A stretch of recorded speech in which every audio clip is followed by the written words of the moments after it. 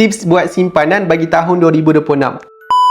Sebenarnya kita bukan tak boleh nak menyimpan, tapi kita salah strategi dalam menyimpan. Ramai orang hari ni bila mereka nak menyimpan, mereka simpan dalam bentuk duit. Memang fitrah, duit sebenarnya adalah untuk dibelanjakan, bukan untuk disimpan. Jadi bagi tahun 2026 ni, saya sarankan untuk tuan-puan ubah strategi kepada simpan dalam bentuk emas fizikal macam ni. Macam mana cara dia? Okey, baik, tuan-puan boleh simpan dekat akaun Mas Gap Public Gold. Akaun Gap ni tuan-puan sangat fleksibel, sangat selesa untuk semua orang. Kita boleh mula menabung serendah RM100 sahaja, dan konsep simpanannya sangat fleksibel. Dengan akaun Gap ni, kita boleh tambah simpanan pada bila-bila masa sahaja dan berapa pun yang kita nak simpan. Andai kata tuan-puan ada bajet sekitar RM500, ada bajet RM600, boleh je top up dalam akaun Mas Gap ni, dan automatik dia akan tukar kepada gram emas. Jadi kalau tuan-puan berminat untuk mulakan simpanan dalam bentuk emas dan ubah kewangan ke arah yang lebih baik bagi tahun 2026 ni, boleh tengok pin video saya di profile ataupun boleh isi borang sign up dekat bawah ni untuk saya bantu dan guide sebaiknya. Teruskan follow saya untuk lebih banyak ilmu emas dan kewangan. Semoga bermanfaat.